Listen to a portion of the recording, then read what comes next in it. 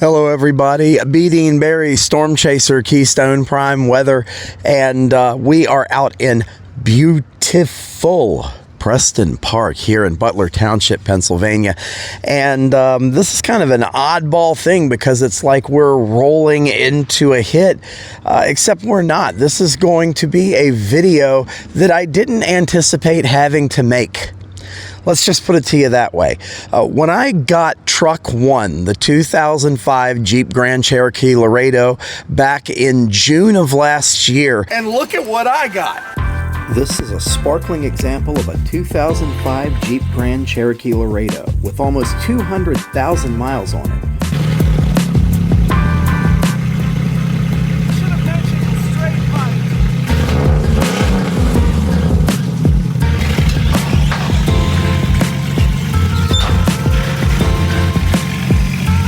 Somebody straight piped a V6 Grand Cherokee. I don't know why they did this, but it runs like crap and it smells like a lawnmower, so we're gonna have to take care of that. Mind you, that's only been 11 months ago. Well, I didn't anticipate having to make this type of a video this soon, but it decided to detonate the motor. Yeah, it detonated the motor. And it sat in my parking lot back in March for about 2-3 weeks and then left on a flatbed, never to return. It is now providing donor parts for other WK1 Grand Cherokees. But you can't have a fleet with a Truck 2 and a Truck 3 without a Truck 1, can you? So let me introduce you guys to the new Truck 1. We are out here at Montrose Nissan to pick up Truck 1's replacement for the fleet replacement cycle. Let's go check it out. This is a 2020 Jeep Compass Latitude 6-speed MT. Well, that foraging around at the Nissan dealership proved to be fruitful because I am here to introduce to you the brand new Truck 1. This is a 2020 Jeep Compass Latitude. It does not have the Sunrider package. It does not have the power tailgate. It is a bare bones example of the Latitude package, and what it has that almost none of them do, especially for 2020, last year they made it, 6-speed manual transmission. They only made less than 100 of these for the entire world in 2020 before they shut down for COVID. And when production came back late in the year, or I believe in the next year, there were no more manuals. Let's get into modifications. It wouldn't be Keystone Prime if we didn't put graphics on here. These are ghost graphics, okay? This is going to be my daily driver, so I put body-colored reflective graphics on here. They are also on Truck 2. You know I'm not afraid of putting the high-vis graphics on them for a marked vehicle, but this one's a little more low-key. They light up when you hit them with a headlight or a flashlight. Stay quiet all other times. And unlike the first generation Compass, the second generation Compass has a larger cargo area. It has plenty of room to store everything you need out on the road here. As with all KPWX vehicles, there's a fire extinguisher mounted right here just in case. And light bars. This is what you came here for. Light bars. Take a look here. You got the rear amber green 4-stick. Amber on the driver's side, green on the passenger side, down low, and with the push of a button, both of these will turn into floodlights. We have 2 single heads in the front windshield, multicolor, and a nice amber-only New York mode. You're wondering why I have lights in the windshield? It's because Pennsylvania has a law, all lights have to be 360. Here we have the party trick, the 6-speed manual. God, I love this thing. Now, reaching the armrest here, what we got? We got the radio. This is a Radioddity DB50B. This is VHF, UHF, all controls on the mic. Love that thing. Now, we just stick that right back in the armrest. Hides away. Up here, we got the mounts for the phone and the scanner. Unit in SDS 100, of course. We got the aux beam controller, and that controls the internet and all the lights from this little box under the cargo area floor. Also under the cargo area floor from our friends, Roam Link by Mobile Must Have, the Roam Link Connect. That's the PepLink BR1 Mini. We drilled a bunch of holes in the roof here, a bunch. And this is for all of the antennas, for everything. Goes right there on the roof. We can see that finished product. And that's everything, all low profile. But enough talking about antennas and equipment. Let's go drive it. Yeah, I tell you, first thing, not a big complaint, but the electronic parking brake takes some getting used to, you know. This is a manual car made right at the tail end of manual cars. Options in 2020 were not very robust for stick shift cars, and they're even less so now. Case in point, they no longer make this one, along with many others. Now, oddly enough, the other platform that this Fiat 500X underlays in the Jeep line was two more, and that was the Cherokee and the Renegade. The Renegade dumped its stick shift transmission in 2019, and the Cherokee never had one. That electronic parking brake takes a lot of getting used to. I'm used to just yanking up on a big handle. That's not there anymore. It's just a little switch. Currently in third gear. This is very shallow shifting. First gear is only good until about 12 miles an hour. Second gear will get you up to about 30. And then third actually can span from 25 to 40 something, you know. It's pretty open gear. The electric power steering on this is actually very nice. You know, I've watched the regular car reviews. There's another Pennsylvanian that does car reviews there, and that's Brian and Roman, regular car reviews, and I have watched their review of the Jeep Compass manual. I've seen that review, though, of the 2019 Jeep Compass 6MT with the bonkers salesman. Hey, yes, you're a Jeep girl, and all that good shit. But if you're going into this expecting it to be a Wrangler, that review's for you. You're going to have a bad time. You're not going to get what you thought you paid for. But if you know the reality of these vehicles, their transportation, they're a little fun to drive, a little fun.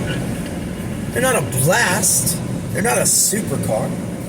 They are what they are. They're a cheap, entry-level SUV. This one you can still get with a stick-shift manual transmission. No problem. No problem. I know I showed in that image down there earlier, I know you're seeing that, and you're like, oh, that's not weather-wise. That's my radar on that Android Auto screen, and that's the reason why, is my radar will actually allow you to use it on Android Auto. The second weather-wise gets that functionality. I'm not using my radar anymore. I'm not that impressed with it, but it does put it on the native car screen for you. It's a little easier. I don't have to have a tablet in here. And that's perfect for a daily driver. Now, if you're not expecting a Wrangler or a Gladiator, and if you've dealt with small SUVs before that aren't solid axle, then you know what to expect when you get in this. Dan, I love Compasses. I love Compasses. The WK2, the Grand Cherokee, the WK1 Grand Cherokee I had, it lasted 9 months with me in total. 9 months. And I look at it this way. That's 9 months that it would not have had if I hadn't have bought it. I had 197,000 miles on it when I bought it. It died with 207,000 miles on it. On the side of the Pennsylvania Turnpike, working. Those are 10,000 miles that truck would never have gotten had I not rescued that truck, because let me tell you, getting it out of the woods in Crawford like that, it's a race car, it's a woods buggy, but it's still got a title. That's exactly what would have happened with it. Somebody would have driven another 75 miles in the woods, a mile and a half at a time, running on 3 cylinders. Had severe problems. I fixed those problems. That truck took me to Kankakee and back to get that tornado. Unfortunately, the motor exploded 3 days after I paid almost $500 to put a new windshield in it, but I'm not going to complain. Was I looking to go shopping for a new car this soon? No. Are the terms great? No.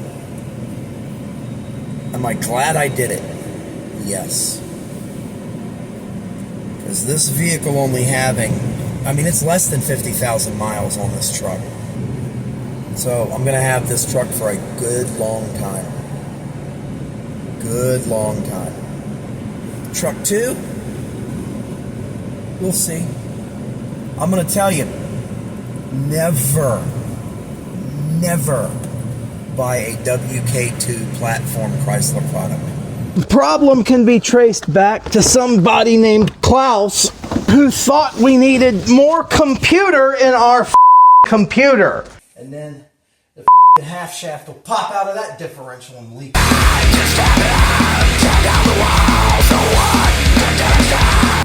The 2011 to 2021 Jeep Grand Cherokee, the 2011 to right now Dodge Durango, don't buy them. And especially if they're early in that generation and Mercedes-Benz has ever breathed in their direction, don't buy them. They are junk, they are aging. All of the little sparkly doos and doodads that Mercedes-Benz put on them to make them luxury and worth $58,000. Yeah, they break, and then you have to replace them with that doesn't break. And then when you replace them with that doesn't break, there's a computer somewhere in the car that gets mad that you're doing what you're doing. And then it's going to constantly complain at you about problems that aren't there until you take it to a dealership and not only pay somebody $700 to reprogram the truck, but find someone willing to take your $700 to reprogram the truck. You're going to walk in there and talk to a service advisor and say, I did some modifications to my truck to take out all the old Mercedes-Benz shit. It's very angry. It's got dash lights on. I need help. I need you to take your computer that I don't have access to and reprogram it. And they're going to go, why should I? Give me a reason why I should. Peasant. Guess why? They want you to buy a brand new $50,000 truck. Don't be a sucker. Go buy a used $16,000 one instead. Go buy a Compass. Go buy one that doesn't have all of that German shit on it. Go buy one that they never touched, they never thought about, they never breathed on. Don't mess with it. Not worth it.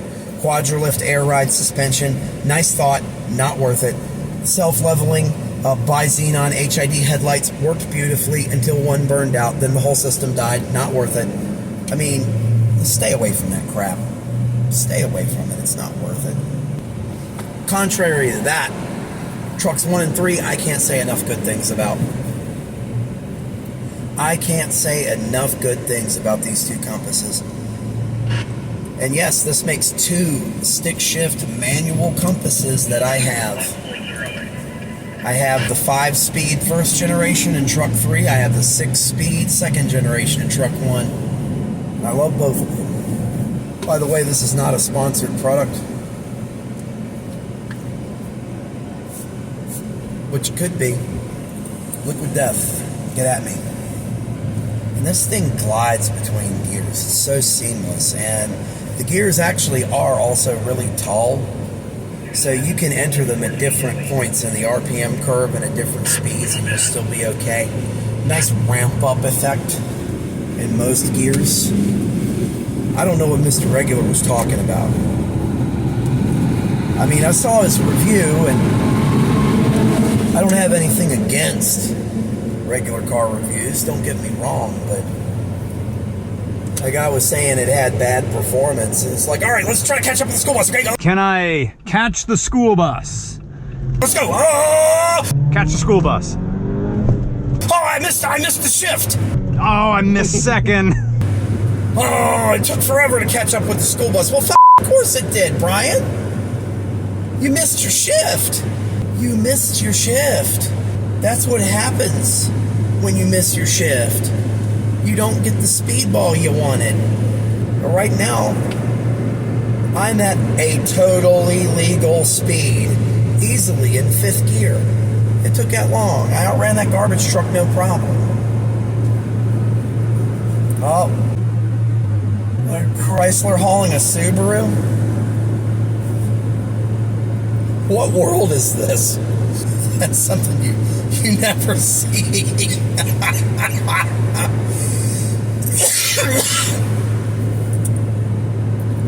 Sorry for the lull in content. I've been getting sick over and over again for a month. Hey guys, so that's the new truck one. Almost 2 months. I've been sick repeatedly. Every time I'm just about better, every time I go to start making content, then I get sick again. I lose my voice. It's just the spring seasonal transition. Horrible, horrible, untreated allergies. And this thing actually does slow down through the gears really well, too. You can hit second gear at around 35 miles per hour. It'll slow you right down to 20. For fuel mileage right now, I'm getting about 23 miles per gallon average. On the highway, you can easily go way over 30 miles per gallon. In town, though, and when you're accelerating, is really where you get penalized, even with the manual. You're going to get somewhere in the neighborhood of 15 to 10 if you're speeding up. So, your average is going to be in the low 20s. But you know what? Average of the low 20s with the 2.4 liter Fiat multi-air Tiger Shark 4-cylinder engine is a lot better than the average fuel economy with Truck 2's 5.7 liter Hemi V8. That truck is not shy or short on power. Even in its current form with all of the dash lights on, well, all it did was remove any of the computer programmed economy shift points and deactivate the four-wheel drive, so it just basically made it into a monster. I might not fix it, actually. It made it into a monster. It's just a 350 horsepower rear-wheel drive rocket right now. So maybe I might keep that. Gas at $5 a gallon, though, right now this summer with the Iran stuff going on and everything. Maybe not the best thing, but it's a performance monster. That's what it does. Do I need to use that truck for anything? Not in the next little while, I don't. I'll stick with the 23, 24, 25 miles a gallon I'm getting right now. Man, the drive has been nice. I've truly been loving this truck. Aside from a 2013 Toyota Corolla S 5-speed manual that I leased in 2013. That one left the lot with 9 miles on it, but it's a lease. It's not mine. I gave it back when it was over. This is the nicest vehicle I've ever bought. Only 44,000 miles on it when I got it. Absolutely beautiful. It has some scratches, and it took a while to get this truck. There was a titling issue. There was problems getting it cleared, and they couldn't give it to me for like 2.5 weeks. We figured out, I think it was 3 weeks, we figured out all the paperwork. We got the loan started. We got everything rolling. And then there was a title issue, and they couldn't give it to me. And it sat on a dealer lot in Hermitage, Pennsylvania for 3 weeks. Well, in that 3-week time, a hailstorm, tornado-warned, severe thunderstorm went through the dealership lot back on March 26th, back when me and Kylie were chasing in northwestern Ohio in that hail core. And western Pennsylvania also got hail cores, and there are hail dents in the hood and roof of this truck now. It didn't have hail dents when I test drove it. It didn't have hail dents when I first looked at it. It's got hail dents now, and I didn't even put them there. But hey, what are you gonna do? Like I said, there's less than 100 of these made, and some of the numbers I was able to track down makes it look like there were even less of them. Not 1,000% sure, but this might be one of 13 2020s with a stick shift in the country. So don't quote me on that. That's what it looks like. True rarity. And I couldn't have asked for a better truck. This is so nice. Heated steering wheel, heated seats. It does have the cold weather package. So, that drive, that being said, let's take you back to the park. All right, guys, so that's what I've done to it so far. That is the early impressions of the new Truck One, the 2020 Jeep Compass Latitude. And keep watching, because I'm going to have this thing out in the field pretty soon. I'm gonna have to give it a field run, even though it's not a field truck. It's a daily driver. I'm going to have to go ahead and give it a field run just to make sure it'll do what we need it to do in the field, but I don't see that it's going to have any problems. Truck 3 is still a primary field truck, and that thing had 165,000 miles, is going great. Truck 2, what's up with Truck 2? Well, it's got a Christmas tree's worth of lights on the dashboard, and the suspension is messed up, and the brakes don't want to work, and, well, let's just say there's more content coming here on the channel. So until next time, I am Storm Chaser B. Deanberry, Keystone Prime Weather. I thank you for liking, subscribing, following, recommending your friends.